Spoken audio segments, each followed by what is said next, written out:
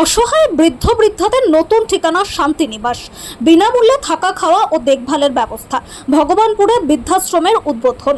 সমাজের অসহায় ও অবহেলিত বৃদ্ধ বৃদ্ধাদের মুখে হাসি ফোটাতে পূর্ব মেদিনীপুর জেলার ভগবানপুর 2 নম্বর ব্লকের পাউশিতে গড়ে উঠল আধুনিক বৃদ্ধাশ্রম শান্তিনিবাস।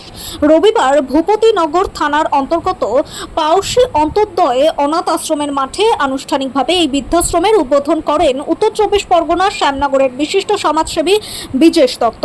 পাউশি অন্তর্দয়ে অনাথ আশ্রমের পাশেই নির্মিত একতলা সুসজ্জিত ভবনটি প্রথম দেখায় যেন কোনো অতিথি নিবাসের ছাপ দেয়, কিন্তু এর মূল উদ্দেশ্য হলো সমাজের সেই সব বৃদ্ধ বৃদ্ধাদের আশ্রয় দেওয়া যাদের দেখভাল করার মতো কেউ নেই। উদ্বোধনী অনুষ্ঠানে উপস্থিত থেকে বিজেশ দত্ত বলেন, আমাদের সহযোগিতায় এই বৃদ্ধাশ্রম তৈরি হয়েছে।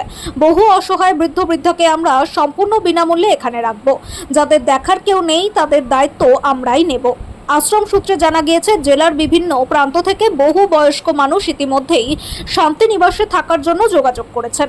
প্রথম দিনেই কয়েকজন বৃদ্ধ বৃদ্ধার নতুন জীবনের আশায় এই আশ্রমে এসে উঠেছেন। তাদের হাতে নতুন পোশাক পরিচ্ছদ তুলে দেন আশ্রম কর্তৃপক্ষ বলরামবাবু বলেন, বিভিন্ন সংবাদপত্রে বিজ্ঞাপন, মেলা এবং নানা জনসচেতনতামূলক প্রচারের মাধ্যমে এই উদ্যোগের কথা মানুষের কাছে পৌঁছে দেওয়া হয়েছিল। সেই সূত্রে বহু অসহায় মানুষ আমাদের সঙ্গে যোগাযোগ করেন। পরে স্থানীয়ভাবে খোঁজখবর নিয়ে তাদের এখানে স্থায়ীভাবে রাখার ব্যবস্থা করা হয়। শুধু আশ্রম নয়, বৃদ্ধদের মানসিক সুস্থতার দিকেও বিশেষ নজর দেওয়া হয়েছে। ভবনের ভিতরে বিভিন্ন মহাপুরুষের ছবি দিয়ে সাজানো হয়েছে পরিবেশ।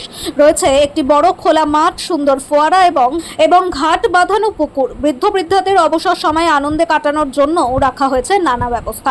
বলরাম করণের কথায়, বয়স্করা যাতে একাকিত্বে না ভোগেন সেই কারণে মনোরঞ্জনের বিভিন্ন ব্যবস্থা রাখা হয়েছে। তারা মাঠে হাঁটাচলা করতে পারবেন, ধর্মীয় অনুষ্ঠানেও অংশগ্রহণ করতে পারবেন। এখানে তাদের পারিবারিক পরিবেশ দেওয়ার চেষ্টা করা হচ্ছে। তবে দীর্ঘদিন ধরে সম্পূর্ণ বিনামূল্যে এত মানুষের পরিষেবা চালিয়ে যাওয়া কতটা সম্ভব সেই প্রশ্ন উঠছে। এর উত্তরে বলরামবাবু বলেন, 2026 সালে বৃদ্ধাশ্রম তৈরির উদ্যোগ নেওয়ার সময় ভাবিনি বিজেশবাবুর মতো একজন সহৃদয় মানুষকে পাশে পাবো। এখন একটি শক্তিশালী পরিকাঠামো তৈরি হয়েছে, সমাজের শুভবুদ্ধি সম্পন্ন মানুষজনও পাশে রয়েছেন। তাই ভবিষ্যৎ নিয়ে আমরা আশাবাদী। উদ্বোধনের দিন পাউশি অন্তর্দয়ে অনাথ আশ্রম চত্বরে যেন উৎসবের আবহ তৈরি হয়েছিল। জেলার বিভিন্ন প্রান্ত থেকে আগত অতিথি, সমাজসেবী ও শুভানুধ্যায়ীদের উপস্থিতিতে জমে ওঠে অনুষ্ঠান। নতুন আশ্রম পেয়ে বৃদ্ধ বৃদ্ধাদের মুখে ছিল তৃপ্তির হাসি। তাদের অনেকেই জানান, জীবনের শেষ পর্বে এমন একটি নিরাপদ ও স্নেহময় পরিবেশ পেয়ে আমরা অত্যন্ত খুশি। সমাজের অবহেলিত প্রবীণদের পাশে দাঁড়িয়ে শান্তিনিবাসের এই উদ্যোগ নিঃসন্দেহে মানবিকতার এক উজ্জ্বল দৃষ্টান্ত হয়ে থাকবে বলে মনে করছেন স্থানীয় মানুষজন। আজকের আমরা অনেক দিনের স্বপ্ন পূরণ হলো, যেটা হচ্ছে মঞ্জুশ্রী দত্ত শান্তিনিবাস।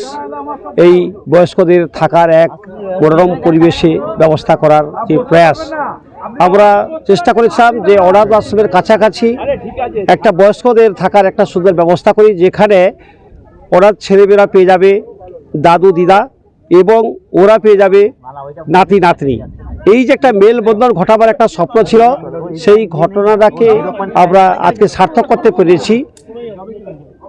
শ্যামনগর নিবাসী বিজেশ দত্ত মহাশয়ের আর্থিক আনুকূল্যে এই শান্তিনিবাস তৈরি হলো, মঞ্জুশ্রী দত্ত শান্তিনিবাস, যেটা এক মনোরম পরিবেশে বয়স্কদের কোনো রকম কষ্ট, কোনো রকম দুঃখ থাকবে না, কোনো ডিপ্রেশন থাকবে না, মনের আনন্দে একে অপরের সঙ্গে গল্প করে কাটাতে পারবে। এই রকম একটা জায়গা আমি আজকের কমিউনিটির জন্য প্রেজেন্ট করলাম।